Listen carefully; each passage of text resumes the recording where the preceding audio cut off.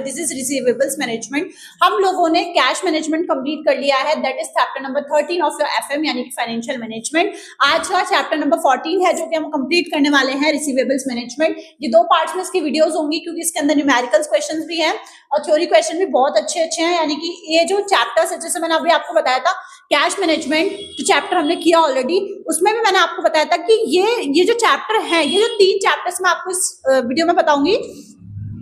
आपकी जो एफएम है, ठीक है, यानी कि फाइनेंशियल मैनेजमेंट जो बुक है, उसके अंदर जो 3 चैप्टर है, यानी कि एक तो ये वाला ही हो गया रिसीवेबल्स मैनेजमेंट और एक कैश मैनेजमेंट जो हम ऑलरेडी कर चुके हैं, ठीक है, और एक लास्ट हम पढ़ेंगे इन्वेंट्री मैनेजमेंट वाला, ठीक है। ये जो तीनों चैप्टर है ना, ये तीनों चैप्टर की थ्योरी बहुत अच्छी है और ये थ्योरी ही मतलब एग्जाम के अंदर थ्योरी पार्ट ज्यादा कंटेन करता है, ठीक है। तो मैं आपसे यही कहूंगी कि आप सबसे पहले इसकी थ्योरीज, जिसमें हर वीडियो में सबसे पहले इसकी थ्योरीज कंप्लीट कराती हूँ, after that we have to come on the numerical part and all. तो आज की क्लास में हम ऐसे ही करेंगे, इस पार्ट में हम लोग थ्योरी कवर करेंगे जितना हो पाएगा और नेक्स्ट वीडियो में भी हम थोड़ा थ्योरी का और देखेंगे क्योंकि थ्योरी इसमें ज्यादा है, 2-3 न्यूमेरिकल्स हैं वो भी हम कंप्लीट करेंगे विद्या, जैसे कि हमने लास्ट वीडियो में कैश मैनेजमेंट के अंदर पूरे कॉन्सेप्ट के साथ किया था, वैसे ही हम इस वीडियो में भी करेंगे। तो आज की class without wasting of time start. So देखिए, मैं आप लोगों से एक रिक्वेस्ट करना चाहूंगी कि आप लोग at least to least 5 to 6 minute, starting के 5 to 6 मिनट आप वीडियो को मतलब देखिए और सुनिए ध्यान से कि मैं क्या बता रही हूँ। और ये जो मैंने पूरा नोट्स यहाँ पे एक्सप्लेन किया है बहुत अच्छे तरीके से, और मैंने हैंड राइटिंग भी आज बहुत मतलब ऐसी रखी है कि आप लोगों को समझ में आए, क्योंकि बहुत इंपॉर्टेंट पार्ट है। अगर आपने इसको समझ लिया है ना, आगे जितना भी मैं अभी आपको बताऊंगी ना, आप ऑटोमेटिकली उसको अज्यूम कर रहे होंगे। जब अभी हम इस पूरे पार्ट को खत्म करेंगे, देन हम इसके साथ इसके बाद जस्ट हम इसको नोट से कंप्लीट करेंगे। उसके बाद जब हम पूरा और आगे चैप्टर पढ़ेंगे ना, आप उसको स्किप कर करके देखोगे, this is my promise, because आपका ये जो बेस है ना इस चैप्टर का, वो मैंने यहाँ पे पूरा नोट डाउन कर लिया है। इसको कर लो एक बार, उसके बाद आगे जब चैप्टर पढ़ेंगे तो आपको पढ़ने की भी मुझे लग रहा है जरूरत नहीं है। आप उस चीज को अज्यूम करोगे, अच्छा इतना पैसा आया, इतना रिसीव हुआ, कौन सी क्रेडिट पॉलिसी किस तरीके से, इस चैप्टर में बेसिकली हम पढ़ेंगे। देखिए, सबसे पहले चलो ज्यादा फालतू बात ना करते हुए आगे देखते हैं। देखो, रिसीवेबल्स क्या होता है, हमें यहाँ पे इसका मैनेजमेंट करना है। रिसीवेबल्स यानी रिसीव, आप नाम से देखो, रटने की जरूरत नहीं है, मैं आपको फैक्चुअल बताऊंगी, समझाऊंगी और आप उसको याद भी करवाऊंगी हैंड टू हैंड, ठीक है। अब रिसीवेबल्स क्या होता है, देखिए रिसीवेबल्स आप समझ सकते हो, रिसीव से रिलेटेड में पैसा आएगा, रिसीव होगा, सिंपल है बहुत। तो जो पैसा हमारे पास आ रहा है, जो रिसीव हो रहा है, उसका ही हमें मैनेजमेंट करना है। अरे पूरा फाइनेंशियल मैनेजमेंट, हम पैसों का मैनेजमेंट, इन्वेंट्री का मैनेजमेंट, ये इसका मैं कैश का मैनेजमेंट, इसका अरे पूरा चैप्टर ही मैनेजमेंट करते हुए आए हैं। तो रिसीव का मैनेजमेंट तो कर ही सकता है, पैसा आ रहा है तो उसका मैनेजमेंट कर लोगे भाई, सिंपल है, बहुत इजी है। कैश से भी इजी है, इवन मैं कहूंगी कैश तो हलवा था, उसका भी हलवा है ये, बस चीजों को समझो, ठीक है। देखिए, अब रिसीवेबल्स क्या है, पहले ये देखिए। रिसीवेबल्स होता है जब हमने अपना सामान बेचा, अपना गुड्स बेचा। फॉर एग्जाम्पल, आप बिजनेस, एक बहुत बिजनेसमैन के पर्सपेक्टिव से सोचना, कुछ भी नहीं सोचना, आलतू फालतू सब निकाल दो, सिर्फ सोचो, बिजनेस में लेके बैठे हो, आप दुकान लेके बैठे हो, कोई आया कस्टमर, आपने उसको सामान दिया, गुड्स अपनी दे दी।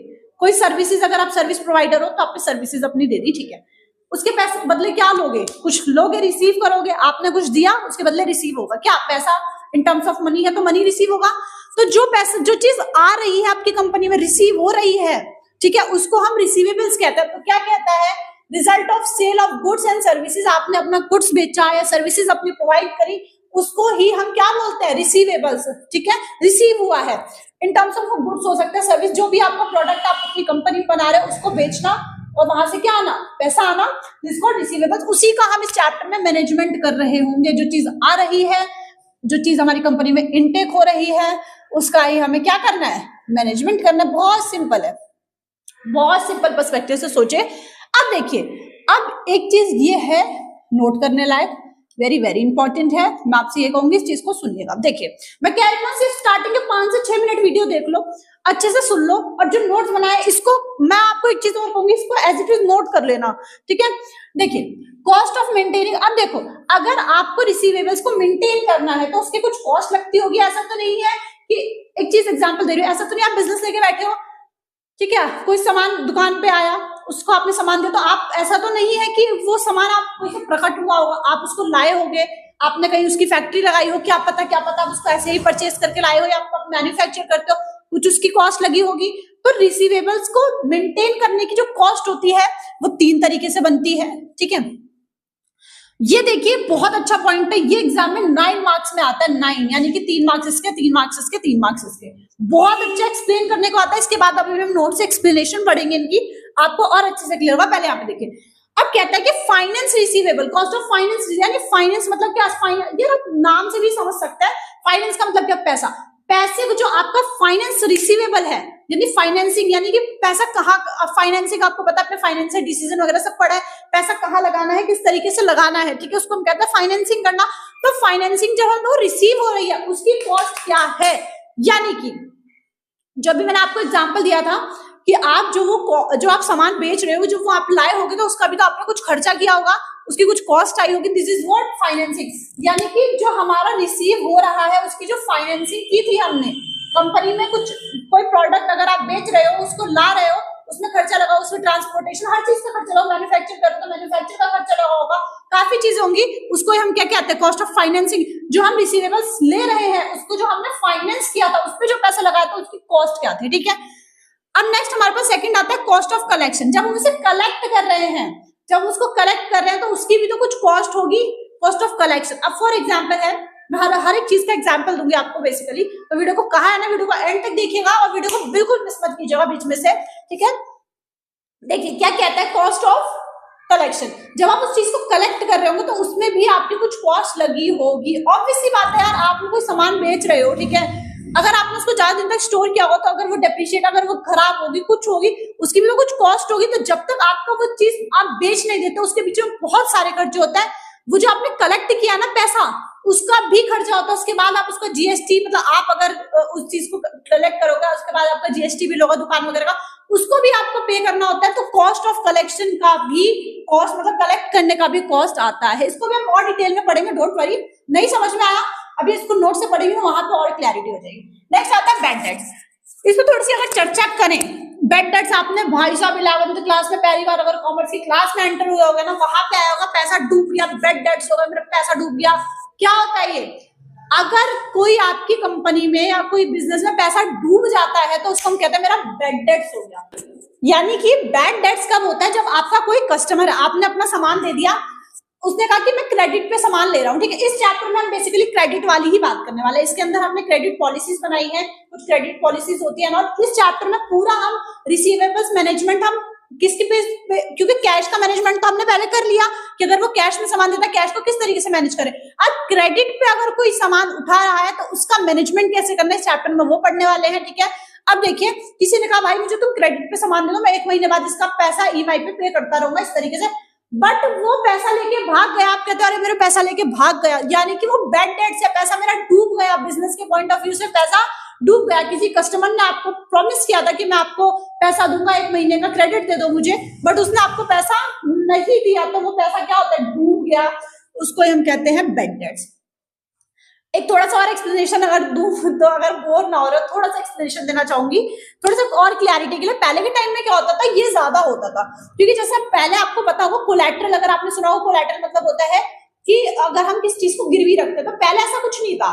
पहले के टाइम में लोग ना विश्वास पे दे देते थे, चल ठीक है ले जा, ठीक है 1 महीने में वापसी कर दो, पहले विश्वास चलता था। बट जब लोग ये पैसा लेके भागने लग गए और कस्टमर भाग जाते थे, पैसा वापसी नहीं करते थे, तब ये सब चीजें आई, कोलैटरल वगैरह। तो अब क्या होता है, अगर पैसा वो लेके भाग गया तो हम उसको कोलैटरल से, आपको पता होगा ये चीज, अगर आपने इकोनॉमिक्स में पढ़ी होगी, और बेसिक चीज है ये, तो डेली टू डेली लाइफ में आपको पता होना चाहिए कि अगर हम किसी से पैसा उधार लेते हैं तो हम उसे ऐसी अपनी कोई चीज देते हैं, अपना ऐसा प्रॉपर्टी देते हैं जो उस दाम का 20% प्लस में हो। यानी कि अगर आपने 1 लाख रुपए किसी से उधार लिए हैं तो आप 1,20,000 रुपए का ऐसा कॉस्ट ऑफ प्रॉपर्टी, ऐसा कुछ सामान दोगे जो उसके पास रहे, और कल को अगर वो पैसा आप वापसी नहीं दे पाते हो, inability to pay the any kind of debt and all, तो आप वो जाके उस पैसे को, उस सामान को बेचकर वो पैसा ले सके। तो 20% plus interest, as a interest वो आप उसे देते हो। ये तो जस्ट बेसिक नॉलेज थी, मैंने आपको बता दिया, बोर मत हो ना, आगे बढ़ते हैं। ठीक है, तो ये तो बात हो गई कि कॉस्ट क्या आती है मेंटेन करने की रिसीवेबल्स को। ठीक है, अब देखते हैं कुछ फैक्टर्स इन्फ्लुएंस करते हैं साइज ऑफ रिसीवेबल, बहुत इंपॉर्टेंट है ये। देखिए मैंने आपसे कहा कि ये जितनी भी चीजें, जस्ट इग्नोर देम, लिटरली अभी रात के आई गेस 12 साढ़े 12 हो रहे होंगे, आई डोंट नो। ये if you are living in local area, this is going to be a very very important part of your street and on your life as well. I can't say that, but ठीक है, रात हो रही है तो होता है ये लोकल एरिया में, अगर आप रहते हो तो आप रिलेट कर सकते हो, तो लीव दैट ओके। अब जैसे मैंने आपको बताया कि अगर आपने ये मेरा आई 7 to 8 इतना मैं बोल रही हूँ तो 7 से 8 मिनट तो ले जाएगा मेरे वीडियो। अगर आपने ये देख लिया ना, इसके बाद मैं आपको बता रही हूँ, अगर आप नोट से भी पढ़ा दूंगी ना, आप कहोगे कि बहुत हलवा है, तो ये समझ लो, ठीक है। अब कह रहा है कि क्या फैक्टर इन्फ्लुएंस करता है साइज ऑफ रिसीवेबल्स को। देखिए इंपॉर्टेंट पार्ट है, कहता है कि साइज ऑफ क्रेडिट सेल्स। अब क्रेडिट सेल्स मैंने आपको बताया उधार पे, मैंने आपको ये रात में ना लोड के जो माल वगैरह ये सब ट्रक्स चलती है ना, इस वजह से ज्यादा हो रहा है। Just wait for a moment, I just want to shut the gate and all. Now I hope it can be somewhere okay okay या ठीक है। अब देखिए क्या कहता है, क्या क्या फैक्टर इन्फ्लुएंस करते हैं साइज ऑफ रिसीवेबल्स को। देखिए मैंने आपको बताया कि अगर आप क्रेडिट पे उधार, इस चैप्टर में क्रेडिट की ही बात करने वाले, ठीक है। अगर आप क्रेडिट पे उधार, क्रेडिट पे अगर आप सेल्स कर रहे हो, इन सामान बेच रहे हो पर उधारी पे बेच रहे हो, तो आप पहले ये देखोगे कि कितना उधारी का सामान है, वो कितना उधार आप बेच रहे हो, ठीक है। सबसे पहला साइज क्या है क्रेडिट सेल्स का। क्रेडिट पॉलिसी, जैसे मैंने आपको बताया इस चैप्टर में हमें आगे पढ़ेंगे, कुछ क्रेडिट पॉलिसीज बनाई गई है कि अगर हम कोई भी सामान क्रेडिट पे बेच रहे हैं, क्रेडिट पे खरीद रहे हैं, तो कुछ पॉलिसीज है उनको हम फॉलो करते हैं। तो वो क्रेडिट पॉलिसी कौन सी है ये आप देखोगे, तो ये चीजें आपके, ये फैक्टर्स इन्फ्लुएंस करते हैं साइज ऑफ रिसीवेबल्स को, ठीक है। अभी हम क्रेडिट पॉलिसी पढ़ेंगे, वहां से आपको क्लियर होगा, इसको हम डिटेल में पढ़ेंगे सब कुछ, तो मैं आपको जस्ट एक नॉर्मल बता रही हूँ। नेक्स्ट आपसे कहता है कि क्रेडिट कलेक्शन एफर्ट्स है, सॉरी एफर्ट्स।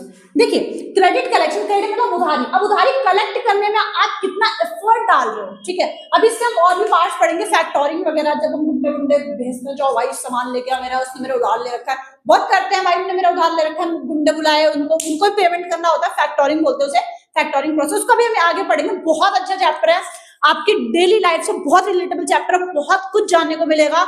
और मैं बताऊंगी तो मैं तो ओवर एक्स्ट्रा बताती हूँ, इसलिए मैं थोड़ा सा कंट्रोल करती हूँ इन सब चीजों को। ये चैप्टर मेरा फेवरेट है, कैश मैनेजमेंट, ये receivables management, inventory management, my favourite chapter, because in सब चीजों में ना आप रियल लाइफ में भी काफी चीजें सीखते हो, ठीक है। कैश को कैसे मैनेज करना है, रिसीवेबल्स को कैसे मैनेज करना है, काफी चीजें नॉलेजेबल भी है, ठीक है। अब देखिए क्या कहते हैं, कलेक्शन एफर्ट्स कितना डालते हो क्रेडिट को कलेक्ट करने का। टर्म्स ऑफ ट्रेड, ट्रेड मतलब व्यापार करना, तो टर्म्स ऑफ कंडीशंस होती हैं किसी भी, जब आप सेल्स करते हो, परचेस करते हो, उसकी कुछ टर्म्स एंड कंडीशंस होती हैं, वो भी आप फॉलो करना। ये भी आपका फैक्टर है जो इन्फ्लुएंस करता है रिसीवेबल मैनेजमेंट को। Expansion places, wait, expansion plans, expansion plans मतलब किसी चीज को बढ़ाने का प्लान। अगर मैं क्रेडिट की बात करूं, अगर मैं उधारी की ही बात करूं, तो उधारी को आप कितने टाइम तक होल्ड करके रख रहे हो, वो भी आपको प्लान करना, मतलब पहले से वो इन्फ्लुएंस होना चाहिए। नेक्स्ट आपके कहता है कि आपके प्रॉफिट के साथ कितना अच्छा रिलेशन है, तो बहुत बेसिक है कि प्रॉफिट के साथ आपको कितना अच्छा रिलेशन है, ये फैक्टर आपका इन्फ्लुएंस करता है रिसीवेबल्स को। नेक्स्ट आपसे कहता है हैबिट्स ऑफ कस्टमर। अभी कस्टमर की हैबिट पे भी डिपेंड करता है कि वो कितने टाइम तक आपका क्रेडिट को होल्ड करके रख सकते। क्या पता उसकी नियत ही ना हो पैसा वापसी करने की, वो आपको सिर्फ खींचता जाए, नहीं 1 महीने नहीं 2 महीने नहीं, रुक जाओ। ऐसा बहुत आज के डेली लाइफ में अगर कोई बिजनेस लेके बैठा है, और बहुत बेसिक चीज है कि होता ही है, ठीक है। तो ये 7 फैक्टर्स है जो इन्फ्लुएंस करते हैं रिसीवेबल्स को, यानी कंपनी में पैसा आने को, काफी ये 7 चीजें हैं इन्फ्लुएंस करती हैं। तो ये बहुत इंपॉर्टेंट है फैक्टर्स। कई बार क्या होता है कि एग्जाम में डायरेक्ट आ जाता है फैक्टर्स क्या हैं जो इन्फ्लुएंस करते हैं साइज ऑफ रिसीवेबल्स को, तो ये बहुत इंपॉर्टेंट है, इसको एक बार नोट से पढ़ते हैं। ये जितना भी हमने पढ़ा है होप आपको क्लियर हुआ होगा, इसको हम एक बार नोट से पढ़ते हैं। आफ्टर दैट आप देखना आपका दिमाग बिल्कुल खुल जाएगा कि अच्छा ये है, ऐसे है वैसे। इसके बाद आगे फिर हम इसके बाद ही स्टार्ट करेंगे, ठीक है। देखिए हम लोगों ने रिसीवेबल्स मैनेजमेंट में, मैं जिस सब की आपको बता दिया ऑलरेडी मैंने आप लोगों को, एक बार नोट्स के थ्रू हम एक बार थोड़ा सा रिवीजन कर लेते हैं। This is our chapter receivables management. मैंने आपको बताया रिसीवेबल्स मैनेजमेंट क्या होता है। यहाँ से हम डायरेक्टली पढ़ना स्टार्ट करते हैं कि रिसीवेबल्स मैनेजमेंट वो अमाउंट होता है जहाँ पे कोई भी firm as a result of sale goods और सर्विसेज वो चीज़ें कलेक्ट करती है in terms of money, in terms of anything जिसमें कि उसका प्रॉफिट होता है, उसको हम रिसीवेबल्स कहते हैं। आपको ये पता होगा। अब रिसीवेबल्स क्या होता है, आपको पता है कि आप रिसीव करना किसी भी चीज़ को, दिस कॉल्ड रिसीवेबल्स, राइट। तो देखिए कुछ रिसीवेबल्स को मेंटेन करने की, जैसे मैंने आपको कुछ कॉस्ट बताई है, this is financing receivables, cost of financing receivables, cost of collection और बैड डेट्स। अब कॉस्ट ऑफ फाइनेंसिंग रिसीवेबल्स क्या होता है, सबसे पहले ये पढ़ेंगे। तो जब कोई भी गुड्स और सर्विसेज प्रोवाइड होती हैं क्रेडिट पे जब हम कोई भी चीज़ गुड्स और सर्विसेज प्रोवाइड करते हैं, ठीक है। तो जो फर्म होती है, फर्म की जो कैपिटल होती है ना, फर्म की जो भी कैपिटल है वो कस्टमर्स यूज कर रहे होते हैं। और ऑब्वियस सी बात है कि अगर आपने किसी भी चीज को अगर आपने क्रेडिट पे दे रखा है, उधारी पे आपने कोई भी सामान दे रखा है, कोई भी सेल आपने क्रेडिट पे कर रखी है, तो आपका क्या है, वो जो भी आपका जो प्रोडक्ट है वो कौन यूज कर रहा है, वो कस्टमर यूज कर रहा है। बहुत सिंपल सी बात है। तो वो फर्म की कैपिटल ही तो थी जो वो आपका कस्टमर यूज कर रहा है। तो वो यही कहते हैं कि फाइनेंसिंग रिसीवेबल्स को भी फाइनेंस करने में खर्चा आता है। जो receivables are finance from the fund supplied by the shareholders long term के लिए फर्म जो है वो कलेक्ट करती है। तो मैं सब आपको डीप में नहीं जाना, जैसे मैंने आपको बताया था वीडियो में, वही आपको देखना है यहाँ पे। नेक्स्ट आपके पास आता है कि कॉस्ट ऑफ कलेक्शन। कलेक्शन का भी कुछ कॉस्ट आता है, जैसे मैंने आपको बताया प्रॉपर कलेक्शन जो है रिसीवेबल्स का इसेंशियल होता है, रिसीवेबल्स मैनेजमेंट के लिए बहुत इंपॉर्टेंट होता है। अगर आप कलेक्शन नहीं करोगे तो फिर कैसे आपका काम चलेगा। तो कहते हैं कस्टमर जो है वो पे नहीं करते हैं मनी, ठीक है। मतलब आपको स्टाइपुलेटेड यानी कि वो टाइम पीरियड जो भी आपका क्रेडिट पीरियड होता है, जो आपने उधारी पे पैसा दिया है, उसको अगर वो नहीं वापसी कर रहे हैं तो क्या करते हैं हम लोग, कलेक्शन करने के लिए कुछ अमाउंट, मतलब कलेक्शन करने के लिए हम अपना कुछ तरीका अपनाते हैं जिसको हम कलेक्शन कॉस्ट बोलते हैं, जो कि हमारा अभी हम आगे पढ़ेंगे फैक्टोरिंग। वो एक आपका कलेक्शन कॉस्ट होती है जिससे हम, जैसे कि अगर कोई भी ऐसा इंसान है जो पैसा नहीं दे रहा है बेसिकली, तो उसको भी हम उसको पैसे को कलेक्ट करवाने में भी हमारी कुछ कॉस्ट आती है, उसको हम कॉस्ट ऑफ कलेक्शन बोलते हैं। बैड डेट्स मैंने आपको बताया कि कोई भी कस्टमर है आपका, वो पैसा नहीं दे पाया है, फेल हो गया है पैसा पे करने में, तो उसको हम बैड डेट्स कहते हैं, हमारा पैसा डूब गया है। ठीक ठीक है, बहुत सिंपल था ये। तो यानी कि आपके खर्चे कब आते हैं, ये कौन सी कॉस्ट है, जब आप मेंटेन करते हो, रिसीवेबल्स को मेंटेन करने में भी कॉस्ट आती है। ठीक है, आप कहते हैं कि कौन कौन से फैक्टर्स इंफ्लुएंस करते हैं, मैंने आपको ऑलरेडी बता दिया। साइज ऑफ रिसीवेबल्स को आपके वेट 7 फैक्टर्स इन्फ्लुएंस करते हैं। सबसे पहले मैंने आपको बताया था कि साइज ऑफ क्रेडिट सेल, जो क्रेडिट यानी कि उधारी पे जो सेल दिया है उसका कितना साइज है। ठीक है, आप इसको यहाँ से सारा रीड आउट करेंगे, ठीक है, खुद से। नेक्स्ट मैंने आपको बताया क्रेडिट पॉलिसीज जो है वो भी अफेक्ट करती है यहाँ पे, कि क्रेडिट कुछ कुछ पॉलिसीज हैं जो क्रेडिट के बेस पे आती हैं, उसमें भी वो पॉलिसीज भी जो है वो हार्म करती हैं। नेक्स्ट आपका टर्म्स ऑफ ट्रेड, किस टर्म में आप ट्रेड कर रहे हो, कि आपका जो मैंने आपको बताया कि जो साइज ऑफ रिसीवेबल्स है वो आपका डिपेंड करता है टर्म्स ऑफ ट्रेड पे, यानी कि कितना साइज है आपके रिसीवेबल्स का, यानी कि आपको कितना रिसीव करना है, वो भी आपका टर्म्स ऑफ ट्रेड पे ही डिपेंड करता है।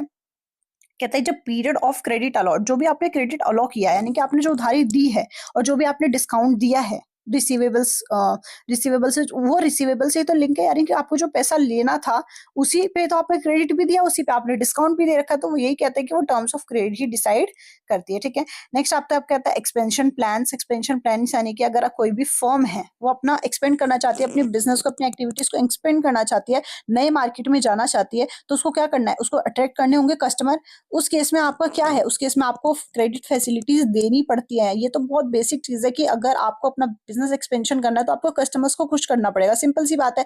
तो उस केस में क्या करती है, कई कई कंपनीज, कई कई बिजनेस क्या करती है कि वो क्रेडिट फैसिलिटीज उतारती है। अभी हमने क्रेडिट फैसिलिटीज के बारे में आगे पढ़ेंगे, बहुत बड़ी पॉलिसीज वगैरह उन्हें पढ़ेंगे इस चैप्टर में ही। तो कहता है कि क्रेडिट पॉलिसीज निकालते हैं कि चलो कम से कम क्रेडिट देंगे तो बंदे आएंगे, तो हमारी कंपनी में कम से कम एक बार हम कंपनी स्टैंड आउट तो कर लें, उसके बाद देखेंगे जो होगा देखा जाएगा। ठीक है, तो कहता है कि रिलेशन बनाना होता है प्रॉफिट्स के साथ, इसके ये आपका प्रॉफिट से रिलेटेड है। अगर आप क्रेडिट को उधार दोगे तो फिर वो आगे और कस्टमर्स आपको देगा। कहता है क्रेडिट कलेक्शन के एफर्ट्स भी लगाने होते हैं। मैंने आपको बताया कि अगर आपने किसी को क्रेडिट दे दिया तो उसके आपको एफर्ट्स भी उसके पीछे लगाने पड़ते हैं। मैंने आपको, अभी हम फैक्टोरिंग पढ़ेंगे, कलेक्शन कॉस्ट पढ़ेंगे उस चीज में। और कहता है हैबिट्स ऑफ कस्टमर, कई बार कस्टमर की हैबिट पे भी डिपेंड करता है, क्योंकि कि क्या होता है ना, कई बार कस्टमर्स के पास पैसे होते हैं फिर भी वो डिले करते रहते हैं कि नहीं नहीं नहीं, डिले करो डिले करो, उनको पैसा नहीं देना होता। तो ये हैबिट्स होती है कुछ कुछ कस्टमर्स की। ठीक है, तो ये तो आपके हो गए नॉर्मल वो। ठीक है, ये चैप्टर का मैंने आपको बताया बेस आपका पूरा रेडी है। अब थोड़ा सा चैप्टर को डीप में जाते हैं कि रिसीवेबल्स मैनेजमेंट। ये तो हमने पढ़ लिया रिसीवेबल्स क्या है, पैसा आना क्या है, बट अब हम पढ़ेंगे रिसीवेबल्स को मैनेजमेंट क्या है। ठीक है, तो अब ये देखिए आपके पास 3 1 मार्क क्वेश्चन है। इसको पहले आप अटेम्प्ट कीजिए, वीडियो को पॉज कीजिए, पहले इन क्वेश्चंस को अटेम्प्ट कीजिए। After that we have to go on another part. देखिए नेक्स्ट कहता है आपसे कि मीनिंग क्या है और ऑब्जेक्टिव, यानी कि क्या मुद्दा है, क्या जरूरत है, ठीक है, रिसीवेबल्स को मैनेज करने की। तो आपसे कह रहा है कि रिसीवेबल्स मैनेजमेंट एक प्रोसेस होता है जहां पे हम इन्वेस्टमेंट, ट्रेड डेटर्स यानी कि डेटर्स कौन होते हैं, जिससे आपके पास पैसा आता है। ठीक है, पैसा आता है उसको हम क्या कहते हैं, डेटर्स कहते हैं। तो कहता है जब हम डेटर्स के साथ व्यापार कर रहे होते हैं ना, ट्रेड मतलब व्यापार करना डेटर्स के साथ, तो उसमें हमें कितना इन्वेस्ट करना होता है। अरे भैया तुम व्यापार करोगे तुम्हें इन्वेस्ट करना होगा, चाहे तुम डेटर्स के साथ करो किसी के साथ भी। तो उसको उस प्रोसेस को हम रिसीवेबल्स मैनेजमेंट कहते हैं, यानी कि हमें रिसीवेबल्स जो भी हमारे पास मिल रहा है, यानी कि जो हमारे डेटर्स हैं उसको मैनेज करने में हमें कितना इन्वेस्टमेंट करना होगा। This is how receivables management is going to take place. तो कहता है कि हमने ऑलरेडी पढ़ लिया है इन्वेस्टमेंट के बारे में, ये सब चीजें हैं, इतना आपको नहीं पढ़ना, आपको यहाँ से पढ़ना है। एक बार थोड़ा सा यहाँ पे वो दे रखा है, ये देखिए द ऑब्जेक्टिव क्या है रिसीवेबल्स को मैनेज करने का। तो कहता है प्रमोट करना सेल्स को। ऑब्वियस सी बात है, अगर आप रिसीवेबल्स मैनेजमेंट करोगे, रिसीवेबल्स को मैनेज करोगे, तो आप सेल्स प्रमोट होगी, प्रॉफिट्स बढ़ेंगे, आप उस पॉइंट तक पहुंच पाओगे कि आपने जितना इन्वेस्टमेंट करा उस पर आपको रिटर्न मिलने लग जाए और आपका प्रॉफिट भी होने लग जाए, राइट।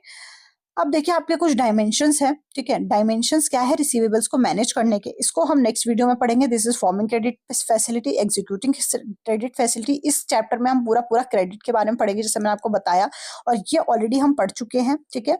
ये ऊपर का हमने सब कुछ पढ़ लिया। अब हम नेक्स्ट वीडियो में पढ़ेंगे कि how to form credit policy, कैसे क्रेडिट पॉलिसी जो वो फॉर्म होती है। क्रेडिट मतलब उधारी, क्रेडिट इस पूरे चैप्टर में क्रेडिट पढ़ रहे हैं, उसका मतलब होता है उधारी।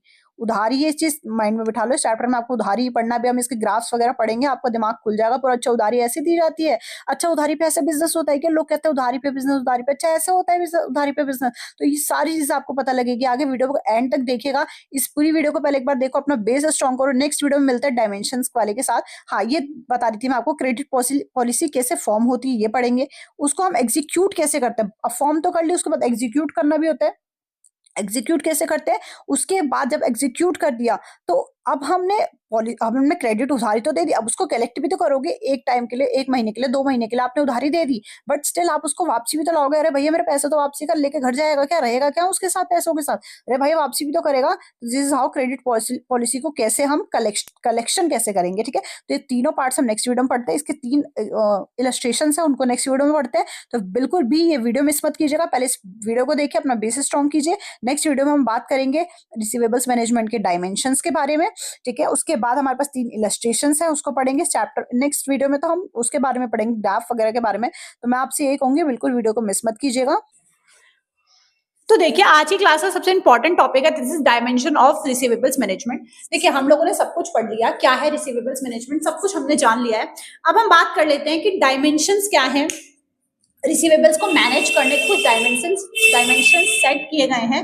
देखिए वो 3 तरीके से है, मैंने आपको जैसा कि बताया, इसके अंदर हम पढ़ेंगे कि रिसीवेबल्स को हमें रिसीव कैसे करना है और उसको हम उसको मैनेज कैसे करें, राइट। अब देखिए कि यहाँ पे ना कुछ क्रेडिट पॉलिसी, जब हम किसी चीज को सेल कर रहे हैं, हम दुकान वाला है, बिजनेसमैन है, वो सेल कर रहा है, ठीक है। तो वहां पे जब उधारी पे लोग उस चीज को उठाते हैं, यानी कि क्रेडिट पे लोग उसे खरीदते हैं, तो उसके क्रम मैंने आपको बताया था स्टार्टिंग में, हमें आपको पॉलिसीज बताएंगे कि क्रेडिट की ना उन्होंने कुछ पॉलिसीज बना दी कि ठीक है भाई, तुम अगर क्रेडिट पे सामान ले रहे हो ना, पर इसलिए तुम्हें ये चीजें फॉलो करनी पड़ेंगी, तुम्हें इतना पैसा मुझे पहले देना पड़ेगा या ये सामान देना पड़ेगा, इस तरीके से। वो हम चैप्टर में पढ़ने वाले हैं, ये पूरा हम पढ़ेंगे। देखिए सबसे पहले कुछ सादा फालतू दिमाग से निकाल दीजिए, 3 तरीके के डायमेंशंस बनाए गए टुवर्ड्स द क्रेडिट। सबसे पहला है कि हम क्रेडिट पॉलिसी जो है ना उसको फॉर्म करेंगे। फॉर्म कैसे करेंगे, प्रोडक्ट कैसा है, कितना उसकी कॉस्ट है, हम ये चीजों को देखेंगे, हम डिस्काउंट कितना दें, क्या जो हमने सामान उससे लिया है एज अ कोलैटरल, जो हमने उससे लिया है वो क्या उस सामान को उतना मतलब कवर कर पाएगा उसकी कॉस्ट को, अगर हम उसे बेचेंगे इन फ्यूचर।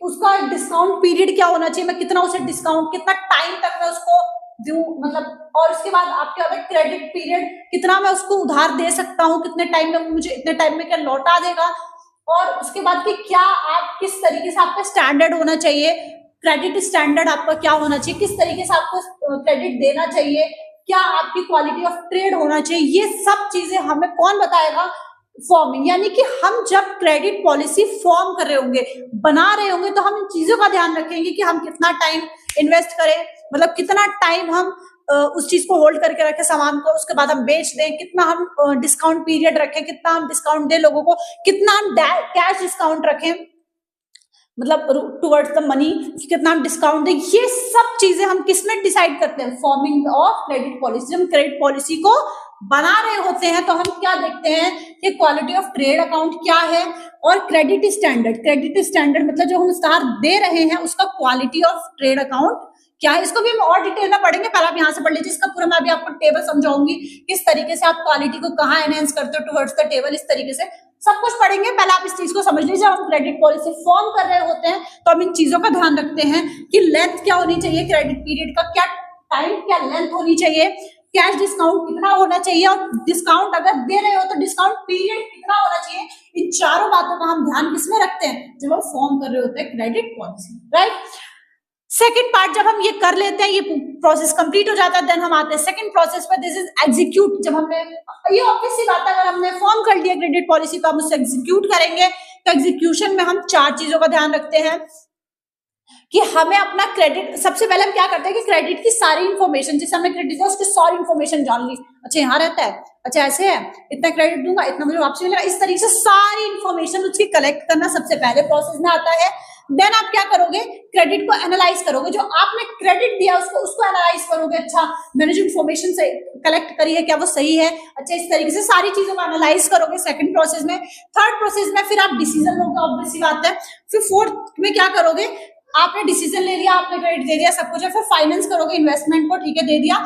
उसके बाद आप क्या करोगे, उस चीज को फैक्टोरिंग, फैक्टोरिंग अभी हम पढ़ेंगे फैक्टोरिंग क्या होता है, इसका हमारा नेक्स्ट टॉपिक है फैक्टोरिंग होने वाला, बहुत अच्छा टॉपिक है। अगर फैक्टोरिंग पढ़ के गए और फैक्टोरिंग में से नहीं आया ना क्वेश्चन, मेरा नाम निधि पांडे आपको पता है तो उससे बदल देना, कुछ भी रख देना यार, जस्ट एक dialogue. Okay leave that.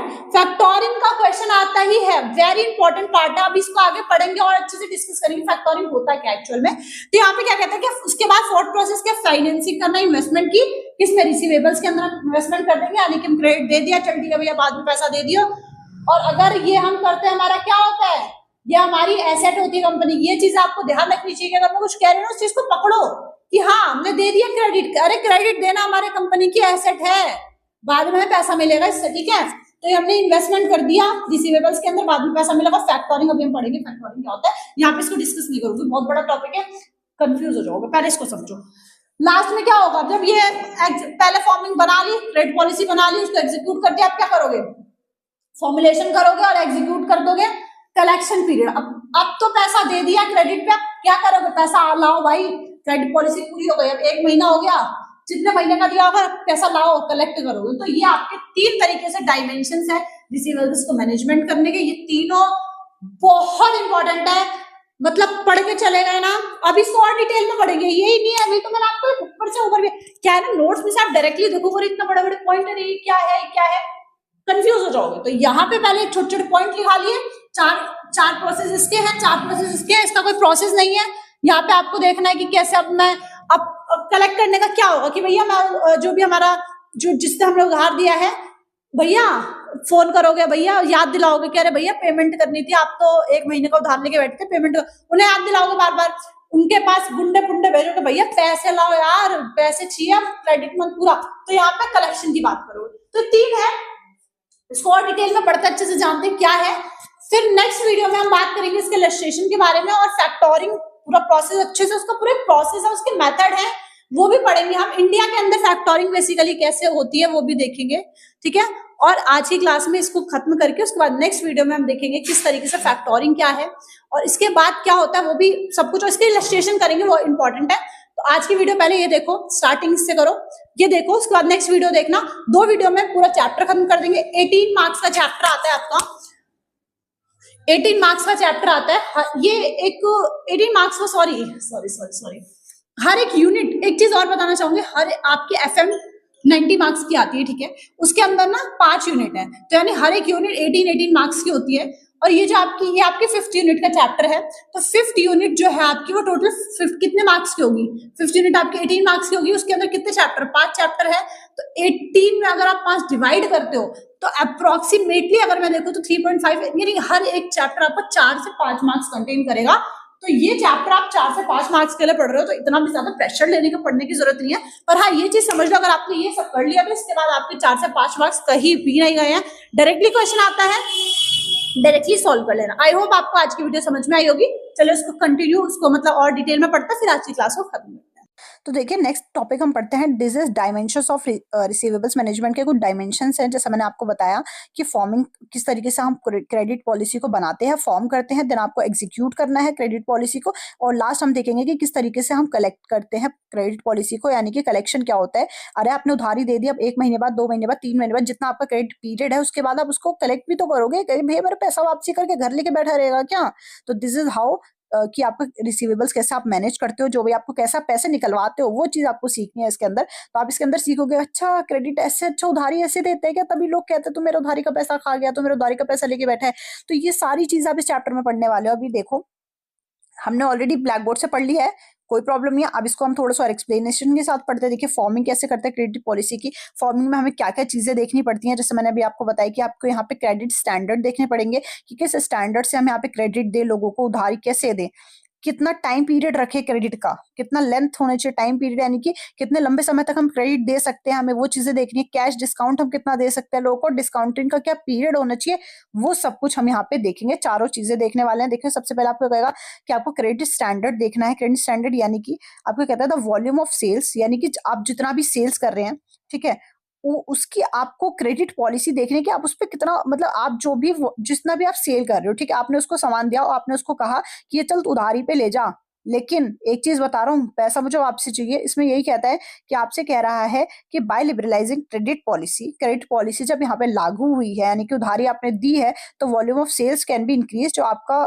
Volume of sales है वो इंक्रीज हो जाता है। कई बार देखो आपसे क्या कहेगा, आपसे इंसान कह रहा है कि भाई मुझे ना उधारी पे सामान चाहिए, पर मेरे पास इतना पैसा नहीं है। आप कहोगे चल तू ले जा, तो वो कहेगा चल अच्छा तुम उधारी पे दे रहे हो, चलो कोई बात नहीं, काम करो तुम, फिर तुम 20,000 का सामान दे रहे हो, तुम 40 का दे दो, कोई नहीं, कि उधारी पे तो मैं धीरे धीरे पैसा दूंगा, तो कोई दिक्कत नहीं, आप मुझे इतना सामान दे दो। तो कहता है कि कई बार आप क्या होता है, जब उधारी पे सामान देते हो ना, तो आपका वॉल्यूम ऑफ सेल्स भी बढ़ जाता है, ठीक है। ऑन द पॉइंट इंसान के पास उतना पैसा नहीं था, पर उसको पता है कि भाई टाइम से देना, बाद में दे दूंगा, कोई नहीं, तो और ले दो, उस तब तक तो पैसा आ ही जाएगा, ठीक है। तो इसमें कहता है कि आपकी वॉल्यूम ऑफ सेल्स भी बढ़ाता है, तो आपका ये क्या बढ़ाता है, रिस्क भी बढ़ा रहा है। भाई पैसा नहीं मिला तो भाई उस तुमने कह दिया कि चल ठीक है पैसा दे दूंगा, वो लेके भग गया तो क्या करोगे। तो यहाँ पे चलो आपका वॉल्यूम ऑफ सेल्स तो बढ़ा रहा है, पर आपका रिस्क भी उतना ही बढ़ा रहा है। बहुत सिंपल सा है, बहुत सिंपल है कि आपको बैड डेट्स के चांस ज्यादा हो गए भाई, ज्यादा पैसा बाद में मिलेगा, यानी कि बैड डेट्स के चांस, ज्यादा बैड डेट्स हो गए तो मेरा वो तो पैसा जो मेरा फायदा तो कुछ हुआ नहीं, पैसा लेके और भग गया। तो ये इतना सारा आपको पढ़ने की जरूरत नहीं है, रीड कर लेना खाली बहुत है। बट यहाँ पे देखो, यहाँ से समझते हैं थोड़ा सा। ये आपकी वेट, ये आपकी मार्केट है, ठीक है। क्रेडिट पॉलिसी कैसे कम से कम हमें क्रेडिट पॉलिसी रखनी चाहिए। देखिए कैसे आपसे कह रहा है कि ये आपकी प्रॉफिटेबिलिटी इंडेक्स है, ठीक है, आपको यहाँ पे प्रॉफिट होगा इस केस में, और ये आपकी लिक्विडिटी है। लिक्विडिटी यानी कि आपकी कंपनी में कितना पैसा है, ये आपकी कॉस्ट ऑफ प्रॉफिटेबिलिटी यानी कि कितनी प्रॉफिट है, क्या है सब कुछ। ये आपका वो रेशियो, वो लिक्विडिटी है यानी कि आपकी कंपनी में कितना ऑन द कैश पॉइंट है, और ये आपकी प्रॉफिटेबिलिटी है यानी कि इतना प्रॉफिट हो रहा है। तो जब ये दोनों आपस में स्टक करते हैं, तो जिस पॉइंट पे यहाँ पे आपके मिले हैं ना, ठीक है, यही आपसे कहता है कि आपके पॉइंट, आपकी कंपनी में कितना पैसा है वो, और आप कितना प्रॉफिट हो रहा है, ये जो आपका पॉइंट यहाँ पे इंटरसेप्ट हो रहा है, यही आपको बताता है कि हाँ आपको कितना क्रेडिट रखना चाहिए, आपको कितना क्रेडिट स्टैंडर्ड रखना चाहिए। ये चीज आप याद रख लीजिए। ये जो दो पॉइंट है ना आपस में, जो ये टकरा रहे, कितना प्रॉफिट हो रहा है, कितनी लिक्विडिटी है कैश के अंदर, तो वो जो पॉइंट आपका बीच में ब्रेक इवन पॉइंट है, उसको ही हम कहते हैं कि हाँ वो उसी के अकॉर्डिंग हम यहाँ पे क्रेडिट डिसाइड करने वाले हैं, ठीक है। ये चीज आपको याद रखनी है। एग्जाम्पल अगर आपसे शॉर्ट नोट में अगर आपसे एग्जाम में पूछ लेगा क्वालिटी ऑफ ट्रेड क्या होता है क्रेडिट स्टैंडर्ड के थ्रू, तो आप ये बना दीजिएगा, बहुत सही हो जाएगा, ठीक है। नेक्स्ट आपको मैंने आपको बताया कि लेंथ क्या होनी चाहिए क्रेडिट पीरियड की, कितना टाइम हमें क्रेडिट देना चाहिए। तो ये कौन डिसाइड करता है, ये हमारे मैनेजर्स डिसाइड करते हैं। ये कहते हैं कस्टमर जो है, वो जो कस्टमर है वो अपने आप को जानता है कि मैं इतने टाइम में एक पैसा दे सकता हूँ, इतने, अगर आप मुझे इतना कैश डिस्काउंट दोगे तो मैं इतना पैसा दे दूंगा, इस तरीके से। तो आप उसी के अकॉर्डिंग उस चीज को पूरा का पूरा सिंप्लीफाई करके आपको यहाँ पे क्या करना है, क्रेडिट पीरियड डिसाइड करना है। उतना ही आपको कैश डिस्काउंट देना है कि इतना तो डिस्काउंट है, तो इतना पैसा तो वो दे ही नहीं पाएगा, इसको तो हटा ही दो, इतना दे देगा तो इतना क्रेडिट पीरियड दे दो, तो इतना डिस्काउंट है, जा यार तुझे डिस्काउंट दे दिया इतना, तो इतना। क्योंकि जब आप किसी भी चीज को अगर आप ज्यादा मात्रा में तो आप कहते हो भाई ज्यादा लिया इसलिए सस्ती मिल गई, तो क्यों देता है भाई वो सस्ती, ऐसे थोड़ा ना सस्ती है, उसको ये पता है है कि भाई ज्यादा सामान ले रहा है तो इसके अंदर मेरा प्रॉफिट हो रहा है, तो थोड़ा बहुत मार्जिन अगर मैं काट दूंगा तो मुझे चलेगा। और अगर आप क्या कहते हैं उसे, अगर आप उसमें ले रहे हो, क्या नाम है, क्रेडिट पे ले रहे हो, तो वो क्या करेंगे कि चल भाई वह पहले से बेचारा क्रेडिट पे ले रहा है, एक तो पहले तो उसको कैश डिस्काउंट दे दिया जाता है। ठीक है, बहुत सिंपल है, बहुत बेसिक है। नेक्स्ट आपसे कहता है डिस्काउंट पीरियड कितना होना चाहिए, वो आपको यहाँ पे डिसाइड करना है। तो आप इस सबको रीड करिएगा एक बार, ओनली ऑन रीड, जो मैं आपको कह रही हूँ रीड करना, सिर्फ उतना ही रीड करिएगा। ठीक है, नेक्स्ट आपसे कहते हैं कि देन आपको एग्जीक्यूट करनी है क्रेडिट पॉलिसी को, आपको एग्जीक्यूट यानी कि आपको लगाना है क्रेडिट पॉलिसी। ठीक है, एग्जीक्यूट कर दिया, उसके अंदर आप क्या क्या करोगे कि आपको क्रेडिट जो भी आपका इसके अंदर आपको क्या क्या करना होता है, क्रेडिट इन्फॉर्मेशन का, उधारी की जितनी भी इन्फॉर्मेशन है सबसे पहले आप उससे कलेक्ट करोगे। ठीक है, आपको इतना सब मैं आपको बता रही हूँ ना, आपको क्या क्या पढ़ना, आपको इतना सब कुछ पढ़ने की जरूरत नहीं है, यहाँ से पढ़ लेना। कहता है ओल्ड कस्टमर्स जब होते हैं, ओल्ड कस्टमर्स जो होते हैं उनकी जो ट्रांजैक्शन है वो रिकॉर्ड करी जाती है एज अ क्रेडिट वर्थीनेस, यानी कि आपको यहाँ पे सारी की सारी चीजें ना एज अ रिकॉर्डिंग करके रखनी है, कि आप बीच का ज्यादा कुछ रीड मत कीजिएगा, आप सिर्फ एक स्टार्टिंग का रीड कर लीजिएगा। बहुत अच्छा पॉइंट है, यहाँ से फर्स्ट स्टेप में किस तरीके से होता है, देन आपको यहाँ से रीड करना है कि ओल्ड कस्टमर से हमारा क्या है, कि ओल्ड कस्टमर से हम क्या करते हैं, कि ओल्ड कस्टमर का ना हम लोग सारी चीजें, हमारे पास इन्फॉर्मेशन ऑलरेडी होती है, अगर वो हमारा ओल्ड कस्टमर तो हमारे पास उसकी सारी इन्फॉर्मेशन है, तो वहां पे तो हमें इन्फॉर्मेशन गेट करने की जरूरत नहीं है। बट जो नए जो लोग होते हैं, जो नए कस्टमर्स होते हैं, उनकी आपको पूरी इन्फॉर्मेशन सबसे पहले लेनी पड़ेगी। देन आप इन्फॉर्मेशन लेके क्रेडिट को एनालाइज करोगे इस तरीके से, अच्छा मैं इस तरीके से क्रेडिट दे सकता हूँ, इतना क्रेडिट दे सकता हूँ, सब कुछ आप क्या करोगे, एनालाइज करोगे सेकंड प्रोसेस में, देन आप डिसीजन लोगे। बहुत सिंपल है। ठीक है, तो ये तो हो गया। उसके बाद आप क्या करोगे फिर, हाँ अब ये तो मैंने आपको बताया था फैक्टोरिंग, क्या फैक्टोरिंग अभी नेक्स्ट वीडियो में पढ़ेंगे। अभी देखिए उसके बाद आप क्या करोगे, इन्वेस्टमेंट दे दोगे। ठीक है भैया, आपने आप एक बात बताइए, आपने उधारी दिया तो आपका इन्वेस्टमेंट ही तो है ये, आपने उधारी दिया, आपका फिर आपको पैसा मिलेगा फ्यूचर में, आपकी एसेट हुई है। ठीक है, तो ये आपका इन्वेस्टमेंट है, ये बात आप याद रखना। कभी भी आप उधारी क्रेडिट सेल्स करते हो, यानी क्रेडिट पे कोई सामान देते हो, तो आपकी फाइनेंसिंग इन्वेस्टमेंट है, तो ना आप इन्वेस्टमेंट कर दोगे, यानी आप क्रेडिट दे दोगे। उसके बाद फैक्टोरिंग एक प्रोसेस होता है जहां पे हम ना अपना कलेक्शन लेते हैं, जो हमने क्रेडिट दे रखा है ना, उस वो हमें पैसा चाहिए तो हम उसे कलेक्ट करेंगे, तो उसका एक प्रोसेस होता है, इसको हम नेक्स्ट वीडियो में, बहुत अच्छा प्रोसेस है वो वाला होता है, जब गुंडे वुंडे भेज के हम कहते हैं पैसा निकाल, मेरा पैसा दे, उसका भी आपको खर्चा करना पड़ता है, पता है ना। गुंडे भेजो तो फ्री में उड़ जाएंगे, नहीं नहीं भाई पैसा लेंगे भाई, तो वो चीज अभी हम नेक्स्ट वीडियो में पढ़ने वाले, बहुत अच्छा टॉपिक है, तभी कह रहे हो वीडियो को बिल्कुल मिस मत कीजिएगा। आज की क्लास आई होप आप लोगों को समझ में आई होगी, मैंने आपके सारे पॉइंट्स कवर कर दिए, जो जो ये वाला भी आपको रीड करना है एक बार, आपसे मैं ये कहूंगी रीड आप एक बार, जैसे स्कीमिंग होती है ना, स्कीमिंग मतलब होता है ऊपर ऊपर से देख के पढ़ लिया, तो जो आपको बोला है रीड करना उसको तो अच्छे से रीड कर लेना, बट जो आपको नहीं बोला है उसको स्कीमिंग कर लेना, अच्छा ये ऐसे ऐसे कुछ भी। ठीक है, बाकी हम वीडियोज में जब हम बाद में इसके वो करेंगे PYQs, वहां पे आपको और अच्छे से क्लियरिटी होगी, सारे क्वेश्चन ऑन द बोर्ड करवाऊंगी, तो पहले आप ये सारे बेसिक्स अपने क्लियर कीजिए, उसके बाद ही आपको वो चीजें भी समझ में आने वाली है। हम नेक्स्ट वीडियो में बात करेंगे फैक्टोरिंग के बारे में, और अपना इलस्ट्रेशंस करेंगे, न्यूमेरिकल क्वेश्चंस, आपके सारे डाउट्स क्लियर होने वाले हैं। तो आई होप आपकी वीडियो आपको अच्छी लगी, तो please share this video to all of your friends and all, और आई होप आपको अच्छे से समझ में आओगे, it will helpful for all of you. Thank you everyone for watching the video.